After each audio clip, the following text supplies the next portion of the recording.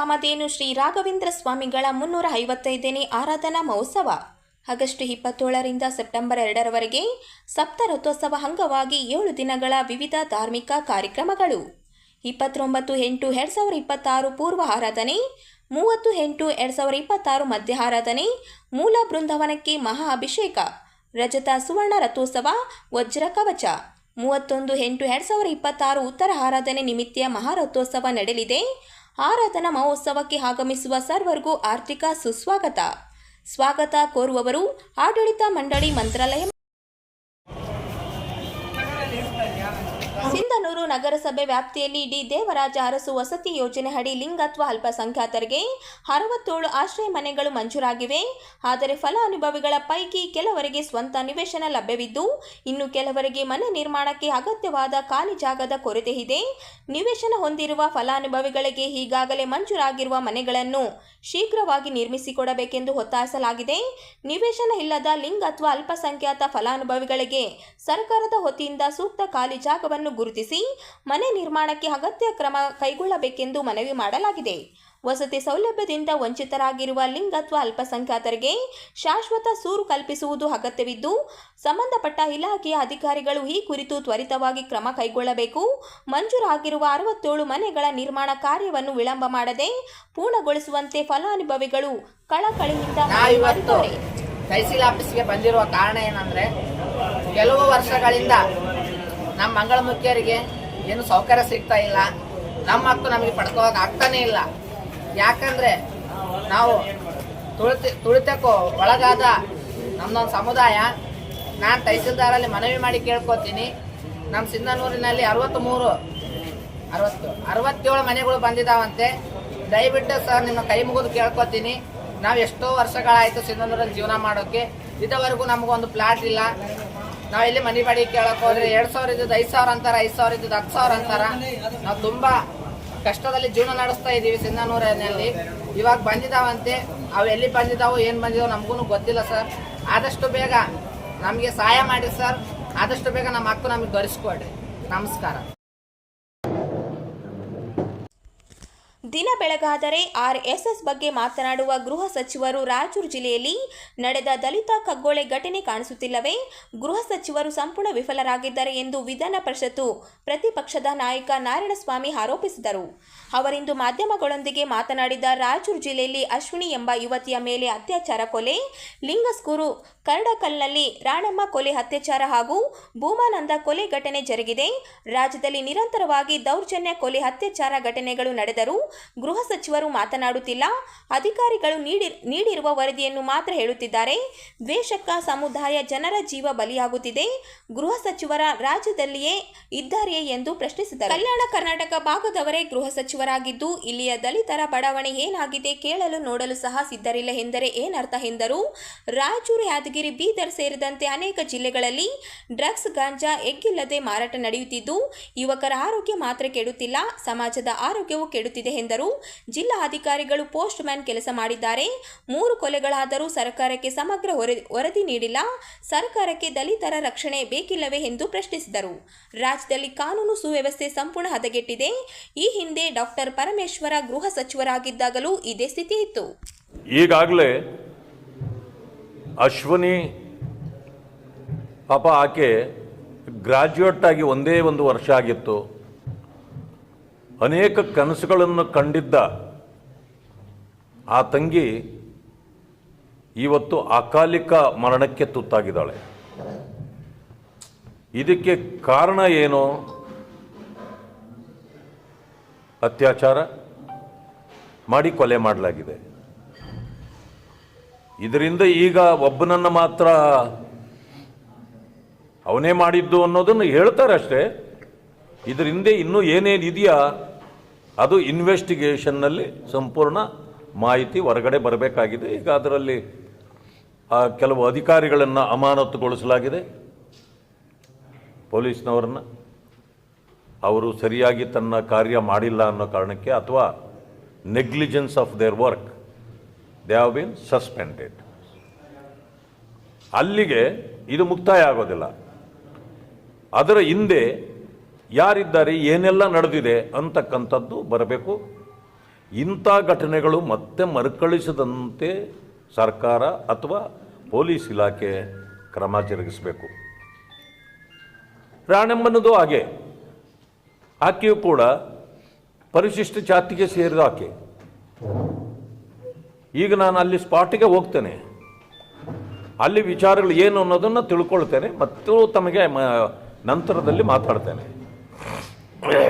C ಅವರು ಸರ್ಕಾರಕ್ಕೆ ವರದಿ ಕಳಿಸಬೇಕಾಗಿತ್ತು. ಅವರೊಂದು ರೀತಿ ಪೋಸ್ಟ್ ಮ್ಯಾನ್ ಕೆಲಸ ಮಾಡಿದ್ದಾರೆ. ಇಲ್ಲ, ನನ್ನ ಹತ್ರ ಇದೆ ಅವರ ವರದಿ ಕಳಿಸಿರೋದು. ಭೂನಂದನ ಕಗ್ಗೊಲೆ, ಅಶ್ವಿನಿ ರಾಣೆಮ್ಮ ಸಾಮೂಹಿಕ ಅಪಹರಣ, ಅತ್ಯಾಚಾರ, ಕೊಲೆಗಳ ಪ್ರಕರಣವನ್ನು ಸಮಗ್ರ ತನಿಖೆಗಾಗಿ ಸಿಐಡಿಗೆ ಒಪ್ಪಿಸಿ ಆರೋಪಿಗಳಿಗೆ ಮರಣದಂಡನೆಯ ಶಿಕ್ಷೆಗೆ ಒತ್ತಾಯ. ಇದು ಯಾರು ಅಂತಂದರೆ ರಾಯಚೂರು ದಲಿತ ಸಂಘಟನೆಗಳ ಒಕ್ಕೂಟ ರಾಯಚೂರು. ಇವರು ಮನವಿ ಪತ್ರ ಅಂತೆ. ಯಾರೋ ಮನವಿ ಪತ್ರ ಕೊಟ್ಟಿದ್ದನ್ನು ನೀವು ರಿಪೋರ್ಟ್ ಅಂತ ಕೊಡ್ತೀರಿ? ಇಷ್ಟೇನು ಪೋಸ್ಟ್ ಮ್ಯಾನ್ ಕೆಲಸನ DC ಅವರು ಮಾಡಬೇಕಾಗಿರೋದು? ಡಿಸ್ಟ್ರಿಕ್ಟ್ ಮ್ಯಾಜಿಸ್ಟ್ರೇಟ್ ಅವರು, ದಲಿತ ಸಂಘಟನೆಗಳವರು ಮನವಿ ಕೊಟ್ಟಿದ್ದಾರೆ ಇದನ್ನು CIDಗೆ ಒಪ್ಪಿಸಿ ಅಂತೇಳಿ ರಿಪೋರ್ಟ್ ಕೊಟ್ಟಿದ್ದಾರೆ ಇವರು. ಯಾಕೆ ಅವ್ರಿಗೆ ಇನ್ಫಾರ್ಮೇಷನ್ ಇಲ್ವಾ? ಸ್ಥಳಗಳಿಗೆ ಅವರು ಭೇಟಿ ಕೊಟ್ಟಿದ್ದಾರಾ? ಏನನ್ನೋದು ತಿಳ್ಕೊಂಡಿದ್ದಾರಾ?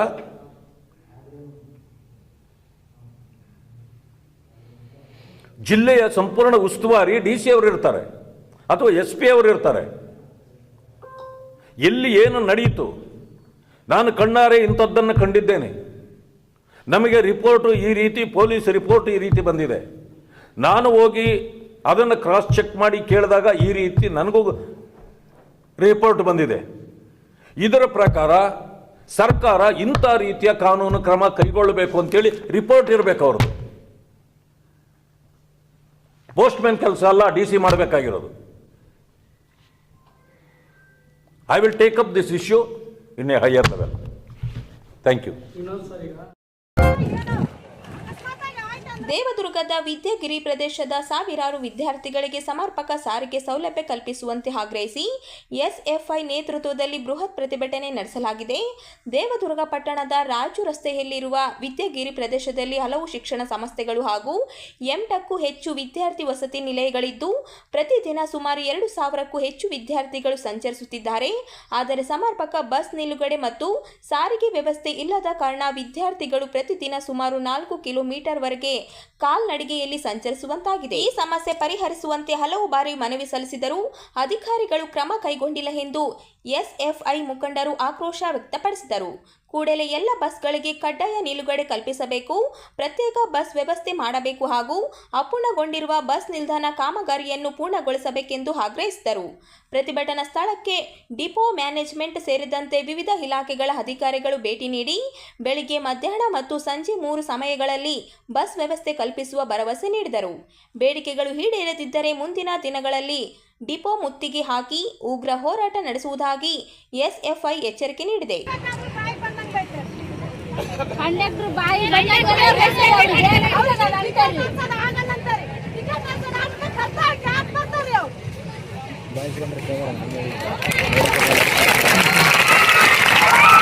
ಹಿಡಿದು 10 ಗಂಟೆ ತನಕ 50 ಬಸ್ ಬರ್ತಾವ.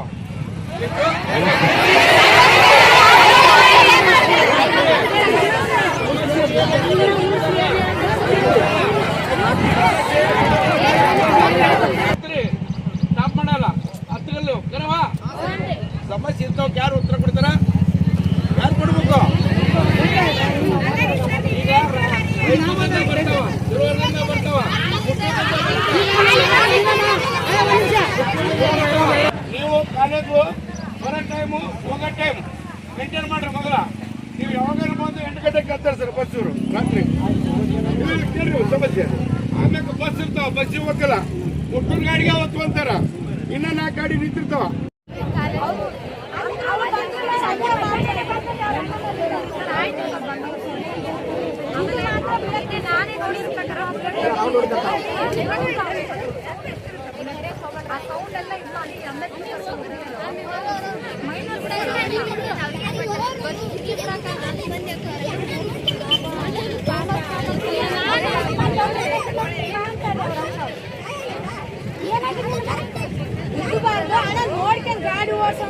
ತೋರ್ಸ್ಕೊಂಡ್ಬರ್ತೀವಿ ಬಾ ಅಂತ ರೆಸ್ಪೆಕ್ಟ್ ಇಲ್ಲ ಅಂತ ಕೈ ಮಾಡಿ ಕಳ್ಸೇನೆ.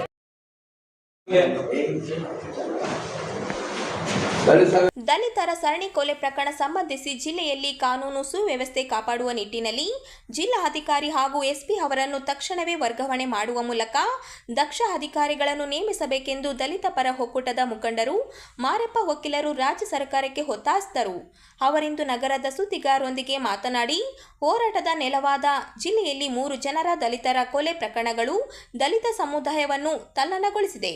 ಭೂಮಾನಂದನ ಭೀಕರ ಕೊಲೆ ಪ್ರಕರಣದಲ್ಲಿ 8 ಜನ ಆರೋಪಿಗಳನ್ನು ಬಂಧಿಸುವಲ್ಲಿ ಪೊಲೀಸ್ ಸಂಪೂರ್ಣ ವಿಫಲವಾಗಿದೆ ಎಂದು ತೀವ್ರ ಅಸಮಾಧಾನ ವ್ಯಕ್ತಪಡಿಸಿದರು. ಅಶ್ವಿನಿ ಮತ್ತು ರಾಣಮ್ಮ ಅತ್ಯಾಚಾರ ಕೊಲೆ ಪ್ರಕರಣ ಸಾರ್ವಜನಿಕರಲ್ಲಿ ಭಯದ ವಾತಾವರಣ ಸೃಷ್ಟಿಸಿದೆ.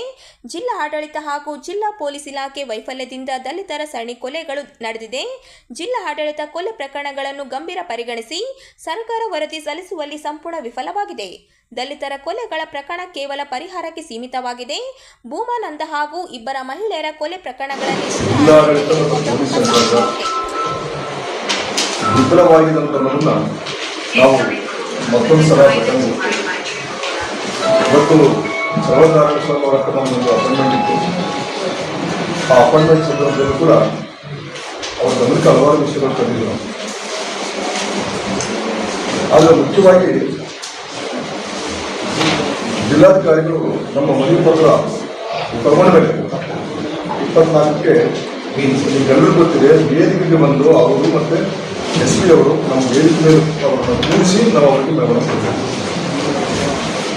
ಕಾರ್ಯಾಲಯಕ್ಕೆ ಮನವಿ ಪತ್ರವನ್ನು ಸಲ್ಲಿಸಿರುತ್ತಾರೆ ಅಂತ ಹೇಳ್ತಾರೆ ನಮ್ಮ ಸರ್ಕಾರ ಕಳಿಸ್ಬೇಕು. ಯಾಕೆ ಕಳಿಸೋದು ಗೊತ್ತಿಲ್ಲ. ಎರಡನೇದಾಗಿ CID ತನಿಖೆಗೆ ಏನು ಅದು ಒತ್ತಾಯಿಸ ಅಂತ ಮಾತು. ಇಷ್ಟು ಬಿಟ್ಟರೆ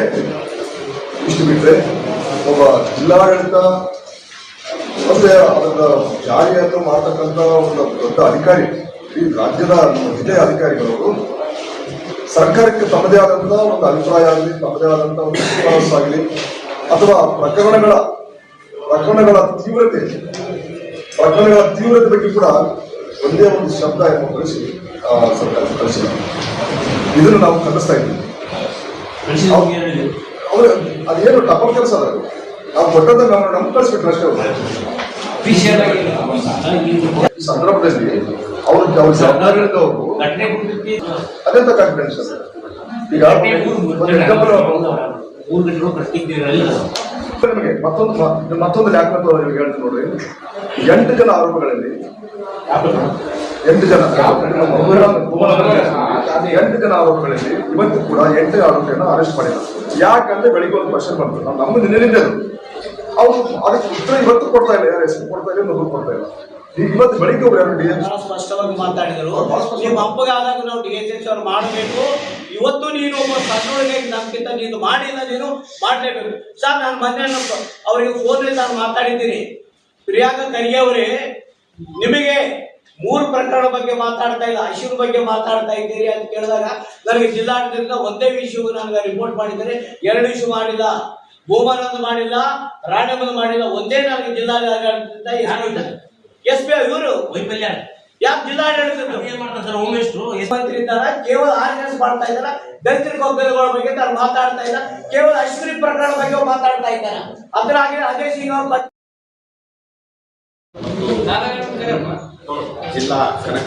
ಜಿಲ್ಲಾ ಕುರುಬರ ಸಂಘ ಹಾಗೂ ಜಿಲ್ಲಾ ಕನಕ ನೌಕರರ ಸಂಘದ ವತಿಯಿಂದ ದಿನಾಂಕ 30ರಂದು ನಗರದ ರಂಗಮಂದಿರದಲ್ಲಿ SSLC ಮತ್ತು PUCಯಲ್ಲಿ ಅಧಿಕ ಅಂಕ ಗಳಿಸಿದ ಸಮಾಜದ ವಿದ್ಯಾರ್ಥಿಗಳಿಗೆ ಪ್ರತಿಭಾ ಪುರಸ್ಕಾರ ಹಾಗೂ ನಿವೃತ್ತ ನೌಕರರು ಮತ್ತು ವಿಶೇಷ ಸಾಧಕರಿಗೆ ಸನ್ಮಾನ ಸಮಾರಂಭ ಹಮ್ಮಿಕೊಳ್ಳಲಾಗಿದೆ ಎಂದು ಸಮಾಜದ ಕಾರ್ಯಾಧ್ಯಕ್ಷರಾದ ಹನುಮಂತಪ್ಪ ಜಾಲಿಬೆಂಚಿ ಅವರು ಹೇಳಿದರು.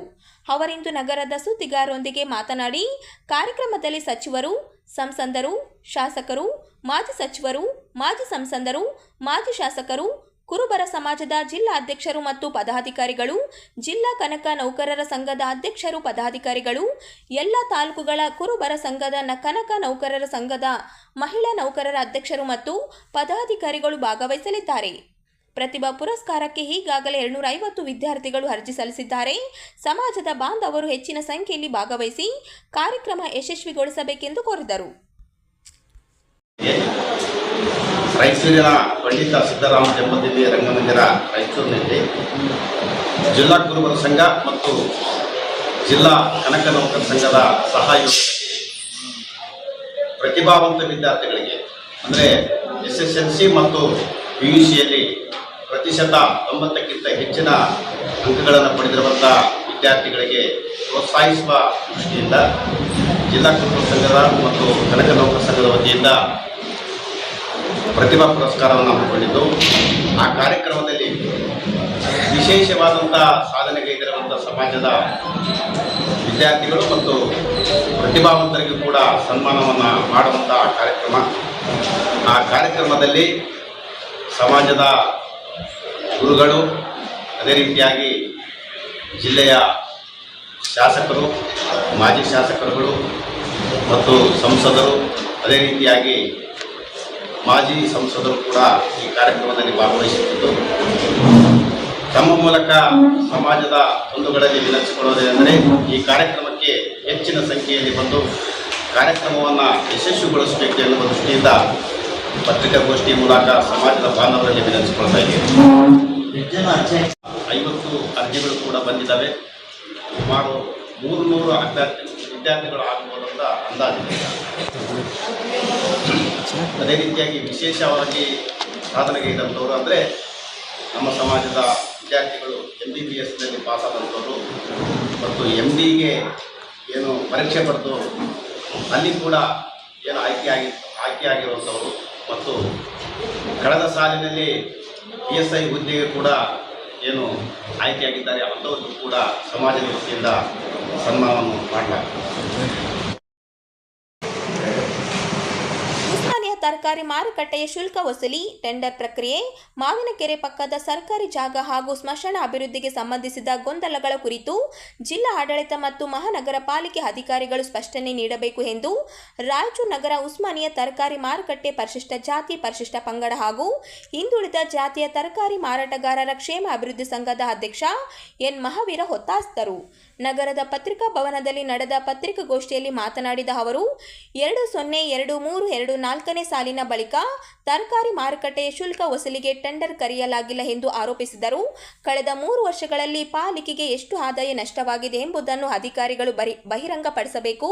ಕಳೆದ 5 ವರ್ಷಗಳಲ್ಲಿ ಸುಮಾರು 1 ಕೋಟಿ ನಷ್ಟವಾಗಿದೆ ಎಂಬ ಆರೋಪದ ಕುರಿತು ಸಮಗ್ರ ತನಿಖೆ ನಡೆಸಿ ತಪ್ಪಿಸ್ಥರ ವಿರುದ್ಧ ಕ್ರಮ ಕೈಗೊಳ್ಳಬೇಕೆಂದು ಆಗ್ರಹಿಸಿದರು. ಮಾವಿನಕೆರೆ ಪಕ್ಕದಲ್ಲಿರುವ ಸ್ಲಂ ಬೋರ್ಡ್ಗೆ ಸೇರಿದ ಸರ್ಕಾರಿ ಜಾಗದ ವಿಚಾರದಲ್ಲಿಯೂ ಗೊಂದಲವಿದ್ದು ಯಾವುದೇ ಖಾಸಗಿ ವ್ಯಕ್ತಿ ಜಾಗವನ್ನು ರೈತರು ವ್ಯಾಪಾರಸ್ಥರಲ್ಲಿ ತರಕಾರಿ ಮಾರಾಟ ಮಾಡುವ ಪ್ರಕ್ರಿಯೆ ಪ್ರಾರಂಭ ಮಾಡಿದರು. ಅದಕ್ಕೂ ಮುಂಚೆ ಏನಂತಂದರೆ ನಾವು ಅನೇಕ ಸಲ ಚಂದ್ರಶೇಖರ್ ನಾಯಕ್ಕಿಂತ ಮುಂಚೆ ಇರುವ ಜಿಲ್ಲಾಧಿಕಾರಿಗಳಿಗೆ ಮತ್ತು ಅಂದಿನ ಪೌರಾಯುಕ್ತರಿಗೆ ನಾವು ಭಾಳಷ್ಟು ಸಲ ಏನಂತಂದರೆ ಮನವಿ ಮಾಡಿದ್ವಿ. ಅಲ್ಲಿಂದ ಎಪ್ಸಿ ಕಳಿಸ್ರಿ, ಇಲ್ಲಿ ಜಾಗ ಖಾಲಿ ಇದೆ ಅಂತೇಳಿ ಮಾಡಿದರೆ ಒತ್ತಾಯ ಮಾಡಿದ್ವಿ ನಾವು. ಆ ಒತ್ತಾಯದ ಪೂರ್ವಕವಾಗಿ ಏನಂತಂದರೆ ಅವರು ಕೂಡ ನಮ್ಮದು ಸ್ಪಂದಿಸಿದರು. ಇವರು ಏನಂತಂದರೆ ಮಾನ್ಯ BJP ಮುಖಂಡ ರವೀಂದ್ರ ಜಲ್ದಾರ್ ಅವರು ರಾತ್ರಿ 3 ಗಂಟೆಗೆ ಬಂದು ಅಲ್ಲಿರ್ತಕ್ಕಂಥ ವ್ಯಾಪಾರಸ್ಥರನ್ನ, ರೈತರನ್ನ ಅವ್ರಿಗೆ ಕುಮ್ಮಕ್ಕು ಮಾಡಿ ನೀವು ಇಲ್ಲೇ ಕೂಡ್ರಿ, ಯಾರು ಬರ್ತಾರೆ ನೋಡ್ತೀನಿ ಅಂತ ಹೇಳಿದ್ರು. ಆಯ್ತಂತ ಹೇಳಿದ್ರು. ಅಲ್ಲೇ ಏನಂತಂದ್ರೆ ಕುಂದಿರಿಸಿದ್ರು. ಮಾನ್ಯ ಇಂದಿನ ಜಿಲ್ಲಾಧಿಕಾರಿ ಚಂದ್ರಶೇಖರ್ ನಾಯಕ್ ಅವರು ಅದು ಸಾಧಕ ಬಾಧಕಗಳನ್ನು ಎಲ್ಲ ನೋಡಿ ಏನಂತಂದರೆ ಶಿಫ್ಟ್ ಮಾಡಿದರು. ಶಿಫ್ಟ್ ಮಾಡಿದ ನಂತರ ಅಲ್ಲಿ IDSMT ಲೇಔಟು ಮತ್ತು ಆಕಾಶವಾಣಿ ಕೇಂದ್ರಕ್ಕೆ ಹೋಗುವ ಮಾರ್ಗ ಮಧ್ಯದಲ್ಲಿ ಏನಂತಂದರೆ ಇಮ್ರಾನ್ ಎಂಬುವವರ ಒಂದು ಪ್ಲಾಟ್ ಖರೀದಿ ಪ್ಲಾಟ್, ಅವನು ಸ್ವತಃ ಏನಂತ ಖಾಸಗಿ ಪ್ಲಾಟ್ನಲ್ಲಿ ಇವರು ಏನಂತಂದರೆ M ಈರಣ್ಣ ತರಕಾರಿ ಮಾರುಕಟ್ಟೆ ಅಂತೇಳಿ ನಿರ್ಮಾಣ ಮಾಡಿದರು. ಮಾಡಿದ ನಂತರ ಏನಂತಂದರೆ ಆ M ಈರಣ್ಣ ತರಕಾರಿ ಮಾರುಕಟ್ಟೆಗೆ ಇಂದಿನ ಪಾಲಿಕೆ ಆಗಲಿ ಮತ್ತು ಅಂದಿನ ಪೌರಾಯುಕ್ತ ನಗರಸಭೆ ಆಗಲಿ ಅದಕ್ಕೆ ಪರ್ಮಿಷನ್ ಕೊಟ್ಟಿರೋದಿಲ್ಲ. ಆದರೂ ಕೂಡ ಏನಂತಂದರೆ ಆ ಸಂದರ್ಭದಲ್ಲಿ ಇರ್ತಕ್ಕಂಥ ಪೌರಾಯುಕ್ತರು ಮತ್ತು ರವೀಂದ್ರ ಜಲ್ದಾರ್, ಇಮ್ರಾನ್ ಪಾಷಾ ಎಲ್ಲರೂ ಸೇರಿ ಏನಂತಂದರೆ ಒಂದು ಕೂಟ ಮಾಡಿಕೊಂಡು ಆ ಇಮ್ರಾನ್ ಪಾಷಾ ಒಂದು ಜಾಗದಲ್ಲಿ ಏನಂತಂದ್ರೆ ಇವರು ಒಂದು ಸುಮಾರು ಒಂದು 20-30 ಅಂಗಡಿಗಳ ಏನಂತಂದ್ರೆ ಮಾರುಕಟ್ಟೆ ನಿರ್ಮಾಣ ಮಾಡಿ ಈರಣ್ಣ ತರಕಾರಿ ಮಾರುಕಟ್ಟೆ ಅಂತೇಳಿ ಹೆಸರಿಟ್ಟು ಏನಂತಂದ್ರೆ ಅದಕ್ಕ ಅದು ಆಕ್ಷನ್ ಮಾಡ್ಲಿಕ್ಕೆ ಬರಲಿಲ್ಲ. ಯಾಕಂತಂದ್ರೆ ಅದು ಒಂದು ಅನಧಿಕೃತ ತರಕಾರಿ ಮಾರುಕಟ್ಟೆ ಅಂತೇಳಿ ಗೊತ್ತಾದ ಮೇಲೆ ಅವರು ಆಕ್ಷನ್ ಮಾಡಿ ಟೆಂಡರ್ ಮಾಡ್ಲಿಕ್ಕೆ ಹೋಗ್ಲಿಲ್ಲ. ರೈತರಿಂದ ಮತ್ತು ವ್ಯಾಪಾರಸ್ಥರಿಂದ ಪ್ರತಿ ವರ್ಷ ಏನಂದ್ರೆ ಟೆಂಡರ್ ಕರಿತಿದ್ರು. ಆ ಟೆಂಡರ್ ಏನಂತಂದ್ರೆ ಸರಿ ಸುಮಾರು ಒಂದು 20 ಲಕ್ಷಕ್ಕೆ ಪ್ರತಿ ವರ್ಷಕ್ಕೆ ಏನಂತಂದ್ರೆ ಟೆಂಡರ್ ಹೋಗ್ತಿತ್ತು. ಅದು ಏನಂತಂದ್ರೆ ನಿಲ್ಲಿಸಿಬಿಟ್ರು ಅವರು. ನಮಗೆ ಅನ್ಯಾಯ ಆಗಿದೆ, ಈ ರೀತಿ ಆಗ್ತಾ ಇದೆ ಅಂತೇಳಿ ಅಂದಿನ ಪೌರಾಯುಕ್ತರು ಕೂಡ ಮನವರಿಕೆ ಆಯಿತು ಮತ್ತು ಅಲ್ಲಿ ಇರ್ತಕ್ಕಂಥ ಸಿಬ್ಬಂದಿ ಕೂಡ ಮನವರಿಕೆ ಆಗಿ ಏನಂತಂದ್ರೆ ಅದನ್ನ ತೆಗಿಬೇಕಂತೇಳಿ ಒಂದು ಪ್ರಯತ್ನ ಮಾಡಿದರು. ಚಂದ್ರಶೇಖರ್ ನಾಯಕ್ ಸಾಹೇಬರು ತೆಗೆದರು. ತದನಂತರ ಇವ್ರೇನು ಅಲ್ಲಿ ಹೋಗಿ ಶಿಫ್ಟ್ ಮಾಡ್ಕೊಂಡು ಇದ್ರಲ್ಲ, ಅದು ಕೂಡ ನಾವೇನಂತಂದ್ರೆ ಇಲ್ಲಿಗಲ ಇದೆ ಅಂತೇಳಿ ನಾವು ಕಲೆ ಬಿದ್ದಾಗ ಅವ್ರೇನಂತಂದ್ರೆ ಮಾನ್ಯ ವಲಯ ಆಯುಕ್ತರು ಬಸವರಾಜ್ ಹೆಬ್ಬಾಳ್ ಅವರು